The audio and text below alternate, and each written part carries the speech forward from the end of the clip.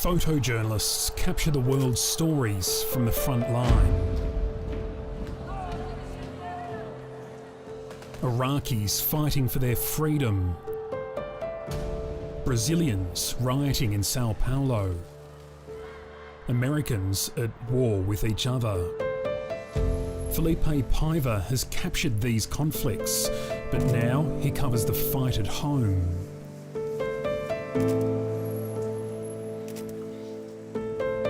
A photojournalist living in Paris, over the last 8 weeks, Felipe has documented how coronavirus has turned the City of Lights into a city of ghosts.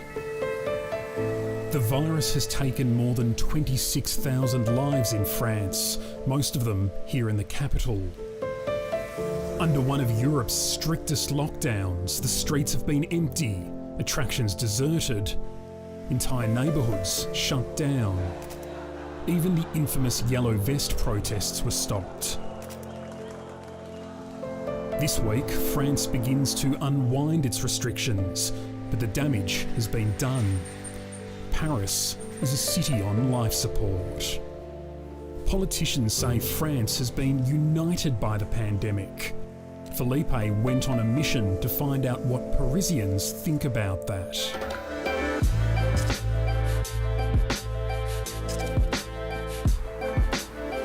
C'est pas d'être seul qui est difficile, mais c'est d'être confiné qui est. It's the end of April, and 53-year-old Kiou, a waiter who hasn't worked for months, is still feeling the effects of lockdown in Nanterre, a suburb of Paris. Ici, tu peux trouver des cigarettes moins chères, 2-3 euros. Voilà, tu vois, ça c'est des complètement étrangers. Kiou came from Iran as a refugee in the 80s. Of Nanterre's 90,000 residents, he is just one of 20,000 migrants living here. Most of the suburb's working class live in a small pocket of high-density housing.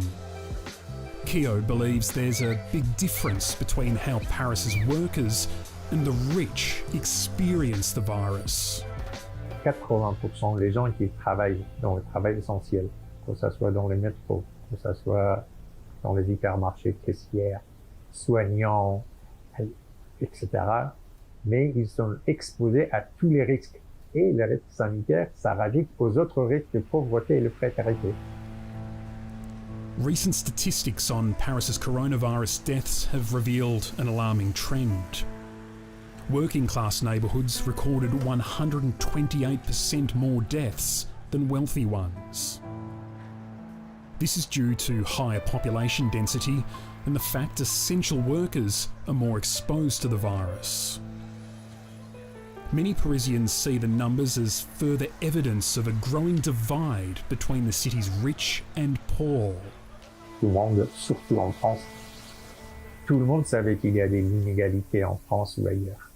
Et à ce point-là, cette inégalité-là, ça montre que pendant la crise, les inégalités, ça creuse et ça saute aux yeux. In Nanterre, this divide can be seen in the one neighbourhood. Ce quartier-là, c'est assez spécial, c'est un peu quartier chic autour des banlieues riches de Paris. Mais ce qui est bien aussi, il y a une poche de, comment je peux dire, des pauvretés, des gens assez pauvres dans ce quartier-là. Nanterre is a rapidly gentrifying area. Rich and poor are separated by a few streets, but have very different experiences of the virus. In the poorer parts, shops are closed, food queues are long. And although here in late April, when Parisians can only leave home with a permit, these streets are bustling with workers. Mais bref, ça c'est une façon de vivre. On va de l'autre côté, je vais te montrer aussi, si jamais.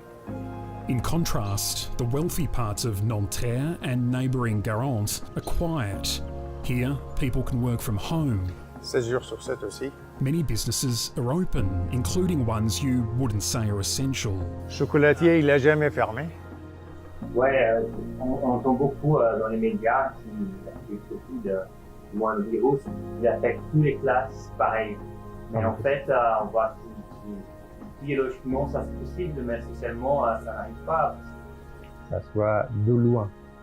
Quand on voit les inégalités dans certaines banlieues par rapport à l'autre, beaucoup de monde ils préféraient fermer les yeux sur l'inégalité. Not everyone's turning a blind eye to those doing it tough. Since the pandemic, there's been rising demand for food handouts. This group of local women is preparing food parcels for Nanterre's struggling families. Alors voilà Sarah, donc on est toutes les deux coprésidentes de l'association Nanterre solidaire. Du coup oui, on a créé l'association en début d'année 2020 avec Aurélie. Ça a commencé parce qu'on a été alerté par une famille qui était dans le besoin.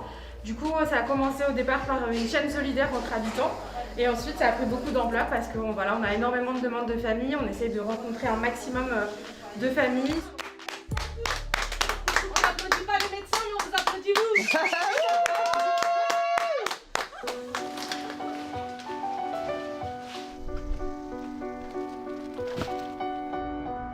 Nanterre Solidaire hopes to bridge the gap by collecting food and donations from the suburbs more fortunate and delivering them to those in need. Merci, madame. They've become a welcome sight around Nanterre, especially to the neighbourhood's isolated mums. Ouais, merci. Voilà. Merci. Je vais aller mettre Dans l'ascenseur, ouais, c'est bon. Après, j'allais rentrer juste. J'habite juste dans l'ascenseur, c'est pour ça en fait. Ça va. Ça va les princesses? Ouais, c'est pas trop dur, reste à la maison. Ça s'est creusé, mais ça se voit complètement. Notamment avec les familles qui sont confinées dans des logements très insalubres, encore une fois, où ils sont bloqués parfois à 5-6 dans des studios, avec des problèmes de moisissure, de cafards, de punaises de lit, pendant que d'autres continuent d'avoir des rentrées d'argent. Merci. One of Aurélie and Sarah's regular visits is to a single mum with 3 young children.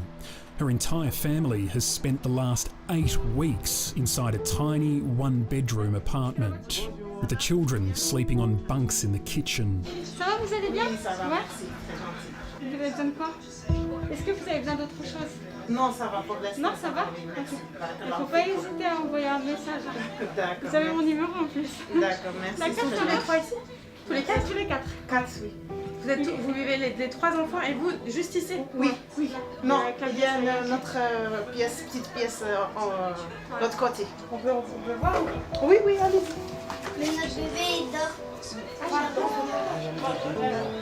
qu'on l'a fait dormir avant de... Ah non, il dort pas. Il est amoureux du lit. Notre chambre là-bas, elle est encore en bazar. Ah, je pense que t'as joué dedans. Être confiné dans un 20 mètres carrés et être confiné dans un 100 mètres carrés, c'est pas la même chose. On sait tous que à Nanterre, c'est très compliqué puisqu'on a des habitants qui vivent parfois même en dessous du seuil de pauvreté et qui sont dans des situations très très compliquées. Donc le confinement n'est pas vraiment respecté, en tout cas. During lockdown in Paris, the majority of fines have been issued in poorer areas for leaving home without a permit. Vous êtes dehors, c'est 135 €. Si vous revenez d'ici 14 jours, c'est 1 500 €. Underprivileged residents claim they have been unfairly targeted by police, and recently tensions between the two boiled over. On April 20, riots broke out in a housing estate in Villeneuve-la-Garenne, spreading across the city's working-class areas for 5 nights. Nanterre saw violence, torched cars, damaged property and arrests, all during lockdown. Residents feared an increased police presence would lead to further violence and harsher restrictions.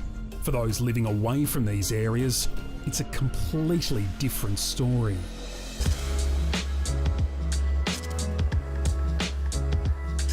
A trip to the inner suburbs reveals a very different Paris. This is Paris on such a beautiful, beautiful day.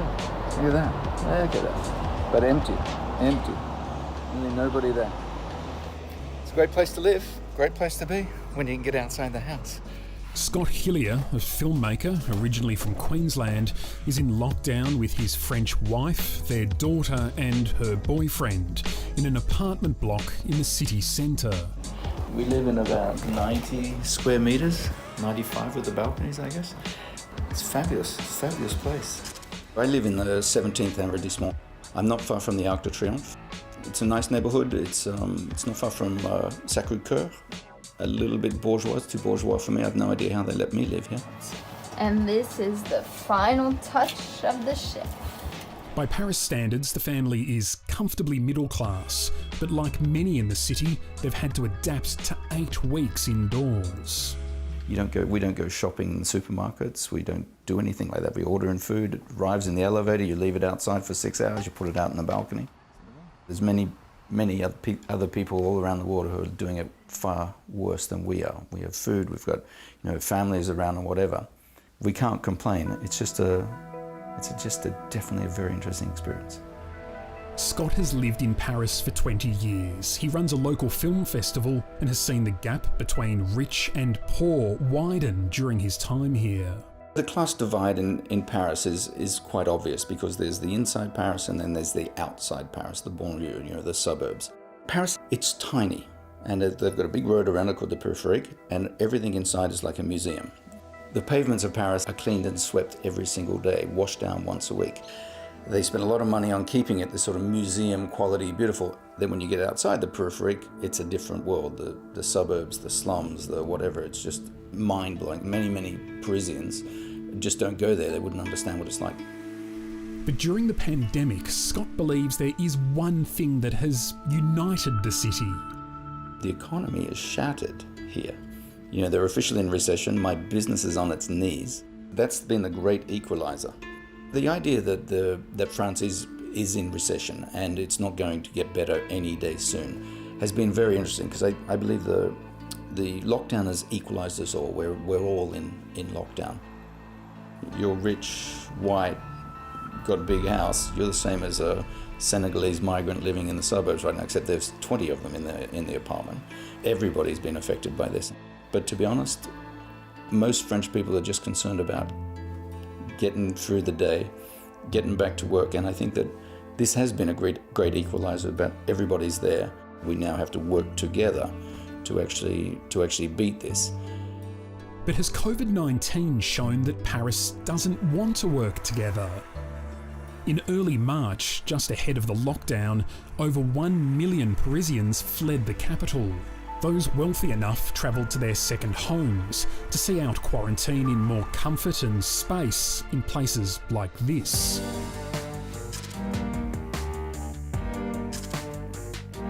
The island of Noirmoutier was one holiday destination to see a surge of people from Paris and neighbouring cities like this dentist.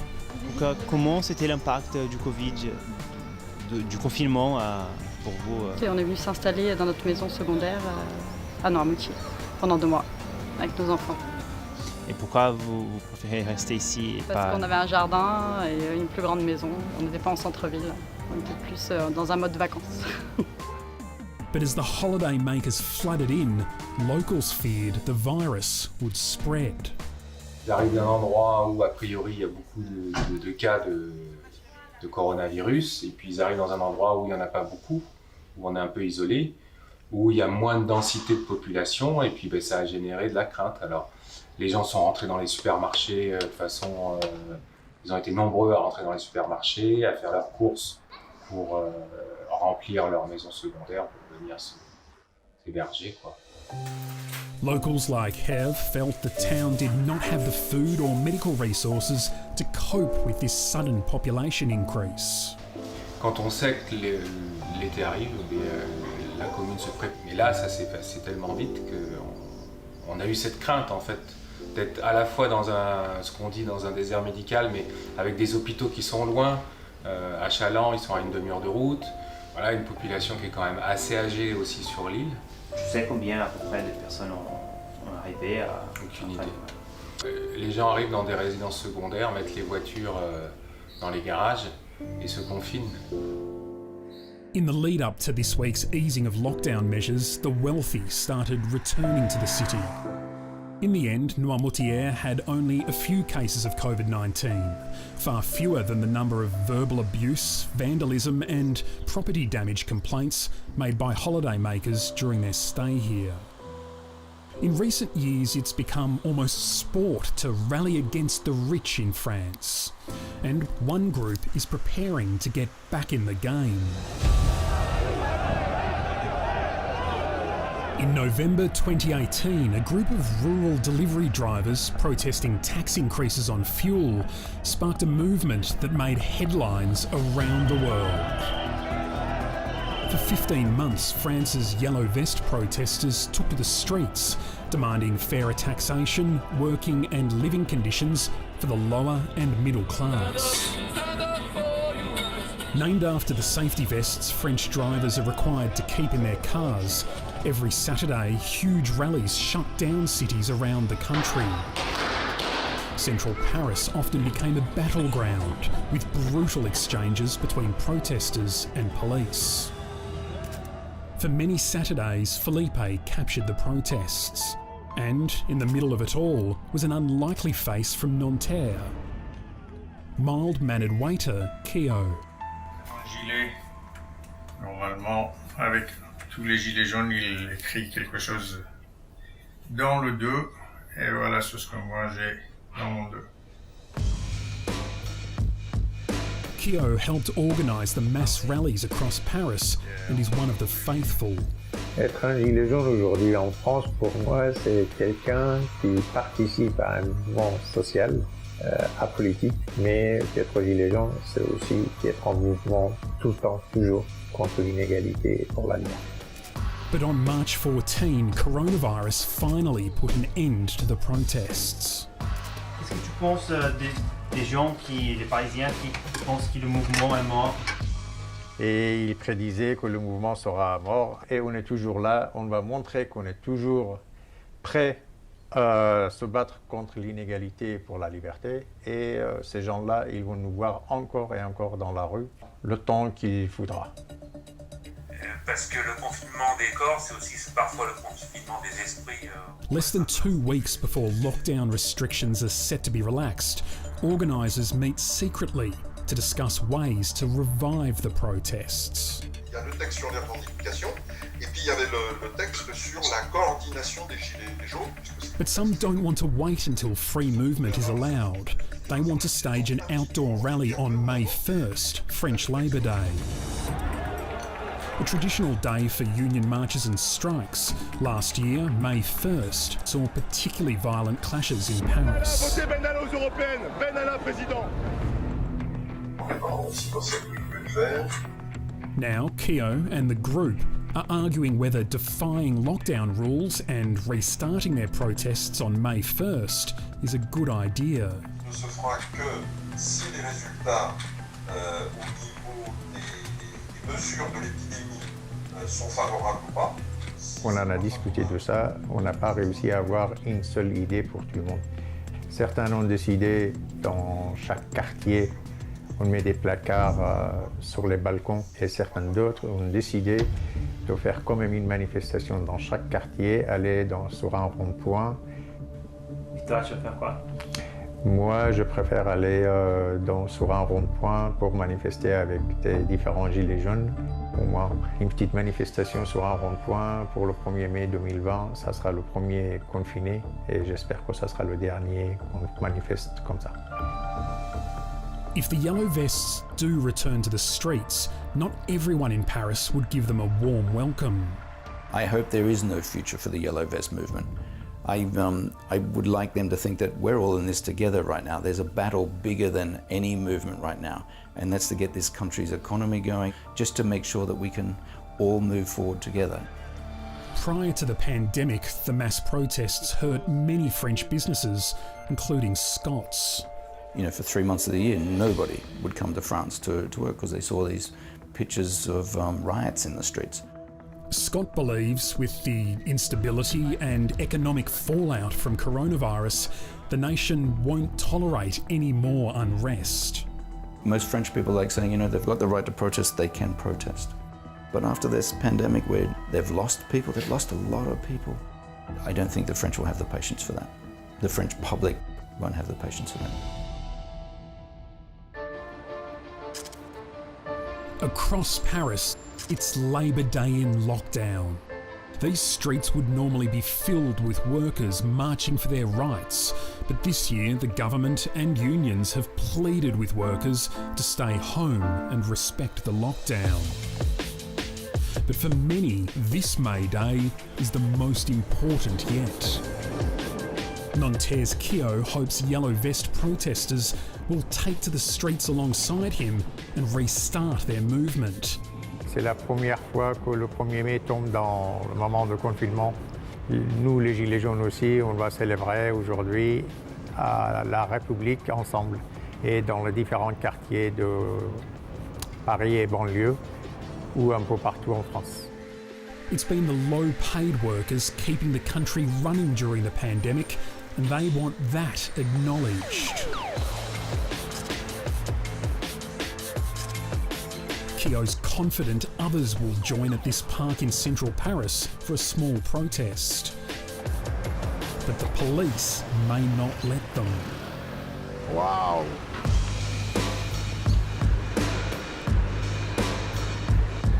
Tu vois les policiers là-bas? Regarde les nombres de policiers. Wow!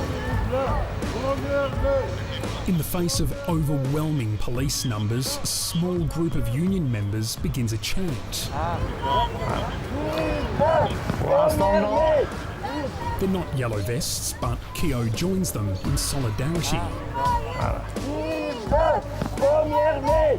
The police move quickly to shut them down. On est en confinement jusqu'au 11 mai, vous le savez très bien. D'accord? Pas de problème. Monsieur, je vous parle. Monsieur, s'il vous plaît, vous me regardez quoi. Je vous ai regardé, je vous ai répondu. Then what seems like a peaceful protest takes a turn.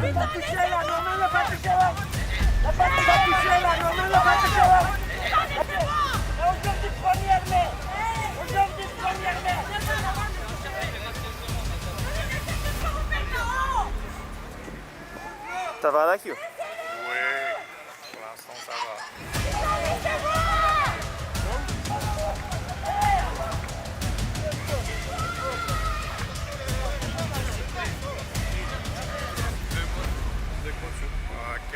Kiou is led away. Je peux juste vous suivre? Gardez vos distances, monsieur. Ouais. Quelques mètres, merci. D'accord. And discovers the cost of disobeying lockdown. Ouais, monsieur, ils viennent donner les ordres. Ils vont nous mettre une amende à tous les manifestants et ils vont nous conduire dans le métro pour rentrer à la maison. Et c'est combien l'amende? C'est 135 € l'amende. 135 € pour l'instant. La manifestation n'est pas autorisée dans le cadre du Covid. En tout cas, on est dans l'état d'urgence et on n'a pas de la liberté de Vous manifester. n'avez pas parce que vous avez créé une émeute, vous avez créé de l'impact sur les gens. Du coup, on est amené à être au Mais contact nous, avec on n'a rien créé, on est juste là pour manifester. The rally lasted less than 30 minutes. There are several arrests and many fines. C'est vrai, monsieur. Qu'est-ce qui est arrivé avec le manifestant? Est-ce que vous pouvez juste donner un mot? Non? The protesters are furious. Je pensais qu'on allait être plus nombreux parce qu'en fait, ça fait des semaines qu'on bout tous de s'exprimer contre l'incurie de ce gouvernement qui a du sang sur les mains, qui est responsable de milliers de morts dans ce pays pour toutes les personnes fragiles. Donc ils attendent à la mairie de Montreuil, là où il y a beaucoup de policiers, qu'ils attendent les gilets jaunes pour les interpeller. Voilà. Despite his heavy fine, Kiou heads to a second protest in nearby Montreuil. On nous empêche d'aller sur la place, on ne peut pas y aller. Il y a quoi des policiers? Il y a d'autres gens comme nous, mais il y a des bourrées de policiers. There's confusion as protesters try to avoid police. On a dit la mairie. Là-bas, il y a que des policiers. Nous, c'est pour ça on vient là. Là, c'en est plein aussi. Ok, bon courage. Bah oui. Eventually, Kiou converges with a group near the city hall. And 8 weeks since the last protest, the yellow vest finally comes back.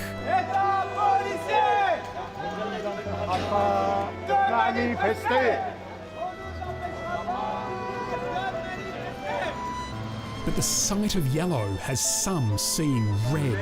Enlevez votre gilet jaune. Dans l'état d'urgence, ça peut marquer votre gilet jaune, c'est interdit. Écoutez ce qu'on dit. Pourquoi? Il n'y a pas de raison en fait. Quand même, c'est pas la loi qui dit, madame. Nous, on si écoute la loi. Si on me demande de mettre toute nue, là, je vais pas le faire en fait. La loi, c'est la liberté, madame. After only 5 minutes, Kiou is fined again, and the protesters decide to move along. Bon, on y va alors. On peut y aller. For Kiou, it's time to call it a day. For him, a fine of €335 is a small price to pay for his freedom of speech. Et c'est le seul où le gouvernement, ils attendaient est-ce qu'on est vivant, est-ce qu'on va sortir ou pas, est-ce qu'on va profiter de ce journée-là pour montrer qu'on est toujours là ou pas. Et dans ma tête, on continuera encore mieux et encore plus solidaire et de plus en plus nos combats pour la liberté et l'égalité, surtout avec ce qui vient de passer, avec les manques de tout matériel pour la santé, pour l'éducation et d'autres problèmes économiques ou sociaux qu'on vient d'être révélés par cette crise de coronavirus.